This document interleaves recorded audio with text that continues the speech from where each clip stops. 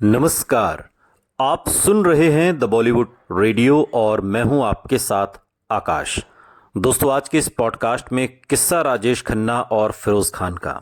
फिरोज खान ऐसा एक्टर जिसने राजकुमार जैसे स्टार को भी उनके मुंह पर ऐसा कर्रा जवाब दिया कि राजकुमार को भी लगा कि कोई मर्द है जो बिल्कुल मेरी तरह है और मुंह पर कहता है।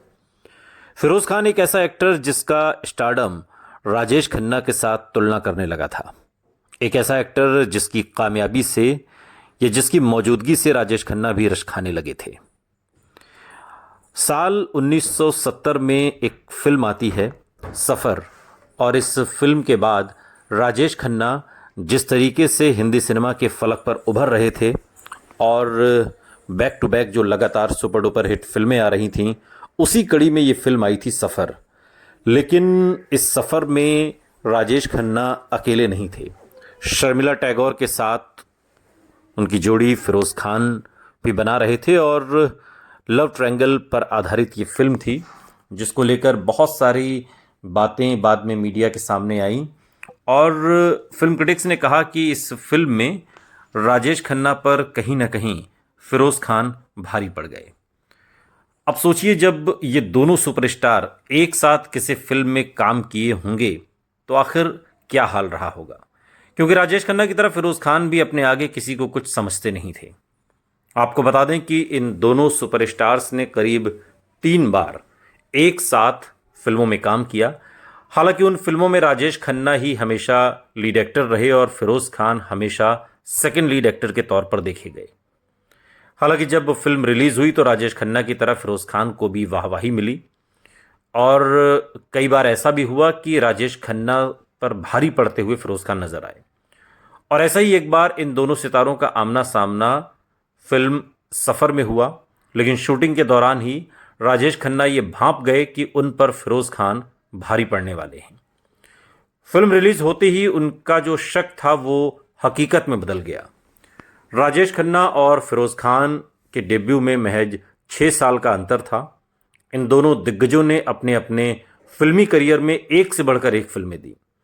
राजेश खन्ना ने 1966 में आई फिल्म आखिरी खत से अपना बॉलीवुड डेब्यू किया था, जो 1967 में भारत की ऑस्कर में पहली आधिकारिक एंट्री फिल्म बनी थी। पहली फिल्म से राजेश खन्ना सुपरस्टार बन गए थे, जबकि फिरोज खान की पहली फिल्म दीदी थी, जो साल 1960 में आई थी। हालांकि उन्हें असली जो ब्रेक था वो 1965 में आई फिल्म ऊंचे लोग में मिला था। यह उस साल की सुपरहिट फिल्म थी। आपको बता दें कि फिरोज खान भले ही फिल्मों में पहले आए हों, लेकिन उन्हें राजेश खन्ना के बाद शोहरत मिली और ऐसे में राजेश खन्ना उन्हें कभी भी अपना कॉम्पिटिटर नहीं समझते थे। फिरोज खान को मैं वही हूं, अपराध, उपासना, मेला, आग, धर्मात्मा, जांबाज, कुर्बानी, दयावान जैसी फिल्मों ने शोहरत दिलाई, जबकि राजेश खन्ना के खाते में आराधना, आनंद, इत्तेफाक, दो रास्ते, बंधन, डोली, सफ़र जिसमें दोनों साथ थे, खामोशी, कटी पतंग, आन मिलो सजना, द ट्रेन, आनंद, सच्चा झूठा, दुश्मन, महबूब की मेहंदी, हाथी मेरे साथी जैसी अनगिनत फिल्में, और ये तो सुपर डुपर हिट फिल्मों की बात है। आपको बता दें कि जब राजेश खन्ना और फिरोज खान को एक साथ साल 1970 में आई फिल्म सफ़र में देखने का मौका दर्शकों को मिला, तो इस फिल्म को डायरेक्टर आसित सेन ने बनाया था। फिल्म बंगाली लेखक आशुतोष मुखर्जी के उपन्यास पर आधारित थी और फिल्म में 2 हीरो और 1 हीरोइन यानी राजेश खन्ना और फिरोज खान के साथ शर्मिला टैगोर थी। फिल्म 1969 से 1971 के बीच जो back to back Rajesh Khanna की सुपर डुपर हिट फिल्में आई, उन्हीं में से एक थी।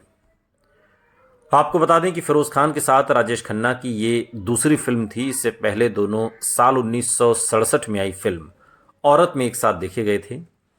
हालांकि वो फिल्म बॉक्स ऑफिस पर फ्लॉप साबित हुई थी। हालांकि इस फिल्म में फिरोज खान ने बहुत मामूली रोल प्ले किया था और फिल्म में उन्हें कुछ ही सीन मिले थे, और राजेश खन्ना भी एक तरीके से भाई के किरदार में थे और महिला प्रधान ये फिल्म थी। औरत फिल्म रिलीज के बाद फिरोज खान ने फिर सफ़र फिल्म में राजेश खन्ना के साथ काम किया और इस दौरान नदी से बहुत पानी पुल के नीचे से बह गया था। राजेश खन्ना सुपरस्टार हो चुके थे और फिरोज खान भी जाने पहचाने जाने लगे थे। और इस फिल्म में दोनों को लगभग बराबरी का रोल मिला था सफ़र में। हालांकि राजेश खन्ना ही फिल्म के रियल लीड हीरो थे, वहीं Feroz Khan second lead actor के तौर पर थे। हालांकि जब फिल्म रिलीज हुई तो दर्शकों ने राजेश खन्ना फिरोज खान को एक जैसा प्यार दिया और उनकी तारीफें भी की। उस दौर की एक रिपोर्ट की माने तो जब सफ़र फिल्म बनकर तैयार हुई तब राजेश खन्ना इस बात से नाराज थे कि फिरोज खान फिल्म के लिए उतनी ही वाहवाही उन्हें क्यों मिल रही है जितनी कि उन्हें मिली थी, क्योंकि साल 1970 में सुपरस्टार राजेश खन्ना बन चुके थे। हालांकि अपने आगे वो फिरोज खान को कम आंकने लगे थे, वो उन्हें कभी अपना कॉम्पिटिटर भी नहीं मानते थे। हालांकि वो कुछ कर नहीं सके क्योंकि उन्होंने जो करना था वो कर चुके थे फिरोज खान। इसलिए राजेश खन्ना ने फिरोज खान को इग्नोर करना शुरू कर दिया, क्योंकि वो उस समय ज़्यादा कुछ नहीं कर सकते थे। जब फिल्म का शुरुआती ट्रायल दिखाया गया तो फिरोज खान की खूब तारीफ हुई। आदमी और इंसान के बाद ये दूसरी बार था जब हैंडसम फिरोज खान को सेकंड लीड रोल में देखा गया था। ये सब कुछ देखकर राजेश खन्ना बहुत अपसेट हो गए। हालांकि उन्होंने समझदारी से उस दौर का सामना किया और इस पर कोई भी उन्होंने रिएक्ट नहीं किया कि मीडिया को कोई हेडलाइन मिले। सफ़र साल 1970 में बनी आसित सेन की वो फिल्म जिसको बंगाली लेखक आशुतोष मुखर्जी के उपन्यास पर बनाया गया था। फिल्म में अशोक कुमार, राजेश खन्ना, शर्मिला टैगोर, फिरोज खान लीड रोल में रहे। फिल्म राजेश खन्ना के सुपरस्टारडम के दौर में आई थी। कहानी कुछ इस तरह से है कि फिल्म एक मरीज को बचाने के लिए डॉक्टर जो सर्जन है डॉक्टर नीला, जिसके किरदार में शर्मिला टैगोर हैं, के हताश प्रयास से शुरू होती है फिल्म। और वो जानती हैं कि वो जीवित नहीं रह पाएगा, तो वो डॉक्टर चंद्रा, जिसके किरदार में अशोक कुमार हैं, उनके मार्गदर्शन में काम करती है। इसके बाद कहानी एक फ्लैशबैक में जाती है। अब नीला जो मेडिकल कॉलेज में अविनाश राजेश खन्ना से मिलती है और शुरुआती गलतफहमी के बाद उसके करीब आ जाती है। अविनाश एक गरीब आदमी है जो मेडिकल कॉलेज में पढ़ता है, वो पेंट भी करता है और नीला को पता चलता है कि उसकी ज़्यादातर पेंटिंग उसकी ही है। हालांकि वो नीला की प्रशंसा करता है, लेकिन वो कभी भी प्यार या शादी की बात नहीं करता। हालांकि हर कोई सोचता है कि ऐसा वो अपनी वित्तीय स्थिति की वजह से नहीं करता, लेकिन ये बाद में पता चलता है कि उसे दरअसल कैंसर है।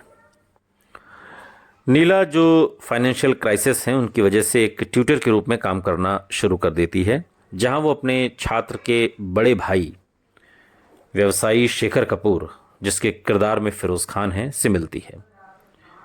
शेखर उसकी प्रशंसा करता है। बाद में उसके बड़े भाई कालिदास, जिसके किरदार में आईएएस जौहर हैं, कालिदास से शादी में उनका हाथ मांगता है। शेखर अविनाश से मिलता है जो उसे स्वीकार करता है। नीला समझ जाती है कि अविनाश का उससे शादी करने का कोई इरादा नहीं है, इसलिए वो शेखर से शादी करने के लिए राजी हो जाती है। वो कुछ समय खुशी से बिताते हैं, लेकिन शेखर को हमेशा लगता है कि नीला उससे प्यार नहीं करेगी जितना वो उससे प्यार करता है। इधर कारोबार में नुकसान का सामना करते हुए वो नीला की सहानुभूति की उम्मीद रखता है, लेकिन वो सहानुभूति भी उसे नहीं मिलती। इसके अलावा नीला नियमित रूप से अपने भाई के घर जाती है, जहां अविनाश अक्सर आता जाता रहता है। अविनाश यानी राजेश खन्ना। शेखर धीरे धीरे नीला और अविनाश पर शक करने लगता है और अपने छोटे भाई से उसकी जासूसी करने के लिए भी कहता है। बाद में उसे एक लव लेटर मिलता है जिसे अविनाश ने सिर्फ मनोरंजन के लिए, एंटरटेनमेंट के लिए नीला की लिखावट में लिखा था। शेखर सोचता है कि नीला ने यह लिखा है और वो उसे अपने से मुक्त करना चाहता है और खुदकुशी कर लेता है। इधर पुलिस को शक होता है कि नीला और अविनाश ने उसकी हत्या कर दी है और अविनाश के गायब होते ही नीला को गिरफ्तार कर लिया जाता है। मुकदमे में शेखर की मां श्रीमती कपूर, जिसके किरदार में नादिरा हैं, नीला के पक्ष में गवाही देती हैं और अदालत उसे बरी कर देती है। बाद में ये पता चलता है कि अविनाश उनके वैवाहिक जीवन से दूर जाने के लिए चला गया है। वो ये नहीं जानता कि शेखर ने खुदकुशी कर ली थी और बाद में वो अपनी बीमारी के अंतिम चरणों में वापस आता है और डॉक्टर चंद्रा के अस्पताल में मर जाता है।